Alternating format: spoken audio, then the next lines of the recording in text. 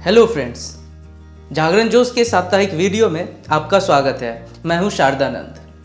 हम लोग देखेंगे कि पिछले सप्ताह के क्या कुछ ऐसे करंट अफेयर्स रहे हैं जो हमें समझने चाहिए, साथ ही उनमें से किसी एक टॉपिक पे हम विस्तृत चर्चा भी करेंगे। तो आइए देखते हैं वो क्या है। निकारागुआ ने अमेरिका का साथ छोड़ते हुए पेरिस समझौते पे हस्ताक्षर करने की घोषणा की है। पेरिस समझौता 2020 से लागू होगा। विराट कोहली अंतर्राष्ट्रीय क्रिकेट में एक दिवसीय मैचों में 9000 रन बनाने वाले सबसे तेज बल्लेबाज बन गए हैं। वृंदावन और बरसाना को उत्तर प्रदेश सरकार ने पवित्र स्थलों में शुमार कर लिया है। इसके साथ ही अब वहां जितनी भी मीट की यानी कि मांस की और शराब की दुकानें होंगी उन्हें बंद कर दिया जाएगा। सुप्रीम कोर्ट ने हाल में ही एक टिप्पणी करते हुए कहा है कि सिनेमा हॉल्स के अंदर राष्ट्रगान बजने पर खड़े होने की आवश्यकता नहीं है। तो हमारा आज का ये एक टॉपिक होगा जिसके ऊपर हम थोड़ी चर्चा करेंगे और देखेंगे कि ये जो टिप्पणी अपने आप में क्यों महत्वपूर्ण है। इससे पहले मैं आपको बताता चलूं कि सुप्रीम कोर्ट ने के ही एक बेंच ने ये एक डिसीजन दिया था, एक मैंडेट दिया था कि जब भी राष्ट्रगान बजेगा किसी भी सिनेमा हॉल्स में तो वहाँ हर एक आदमी का उठना अनिवार्य है। सुप्रीम कोर्ट ने सरकार को यह भी कहा है कि चूंकि ये जो निर्देश दिए गए थे ये सुप्रीम कोर्ट का था, सरकार ने इसके ऊपर क्या किया। साथ ही सरकार को यह भी कहा है कि इस मुद्दे के ऊपर अपना स्टैंड क्लियर करे।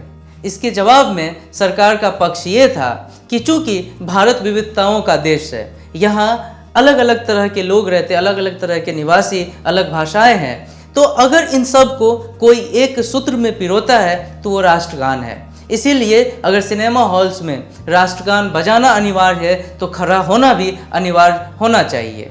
इस फैसले के बाद कुछ तो सुप्रीम कोर्ट के पक्ष में नजर आ रहे हैं और कुछ उनके विपक्ष में नजर आ रहे हैं।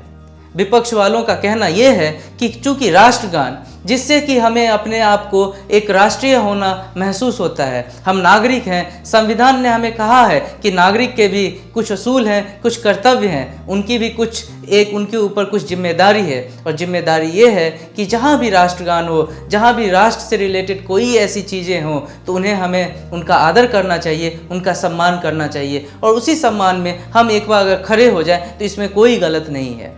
जो सुप्रीम कोर्ट के इस रुख को सपोर्ट करते हैं वो कहते हैं कि लोग फिल्म देखने जाते हैं, मूवी देखने जाते हैं, एक मनोरंजन करने जाते हैं, तो वहाँ पे इस तरह के प्रैक्टिस को लाना कहीं से भी सही मालूम नहीं होता है। लेकिन क्या हम ये सिर्फ कह सकते हैं कि क्या हम 52 सेकेंड अपने राष्ट्र के लिए खड़े नहीं हो सकते? हम देखते हैं कि हर यहाँ जहाँ तहाँ हम देखते हैं लंबे लंबे कतारें लगती है, लोग देर देर तक खड़े होते हैं, तो क्या 52 सेकेंड खड़ा होना अपने आप में इतना जोर जुल्म हो जाएगा? तो ये जो आप फ्रीडम ऑफ एक्सप्रेशन के नाम पे हम लोग कहते हैं कि संविधान ने हमें अधिकार दिया है कि हम करें ना करें, तो ये कहाँ तक जाके रुकेगी? आज हम कहते हैं सिनेमा हॉल में खड़े नहीं होंगे, कल को आप कहेंगे कि स्कूल में नहीं खड़ा होना, कहीं और नहीं खड़ा होना, 26 जनवरी पे नहीं खड़े होंगे, तो फिर कहीं ना कहीं तो इसे रोकना होगा। कहीं ना कहीं हमें ये फील करना होगा कि हम एक किसी राज्य के पार्ट हैं, किसी राष्ट्र के पार्ट हैं, हम में वो एक जिम्मेदारी है जो हमें संविधान नहीं दिया है। तो इसीलिए हमें ऐसा लगता है, और हमारे साथ ऐसे बहुत सारे विशेषज्ञ हैं, संवैधानिक विशेषज्ञ हैं, जो ये कहते हैं कि राष्ट्रगान का सम्मान करना आवश्यक है, चाहे वो कहीं भी बजे और किसी भी सूरत में बजे।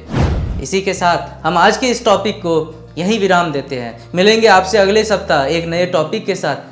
और भी बहुत सारे करंट अफेयर्स आप हमारे वेबसाइट जागरणजोश.com पे करंट अफेयर सेक्शन में जाके पढ़ सकते हैं। साथ ही आप हमारा ऐप जागरण जोश भी आप डाउनलोड करके वहाँ पे आपको हर दिन करंट अफेयर्स मिलेंगे। हमें आशा है कि आपको ये वीडियो पसंद आई होगी। आप इसे लाइक करें, शेयर करें, सब्सक्राइब करें।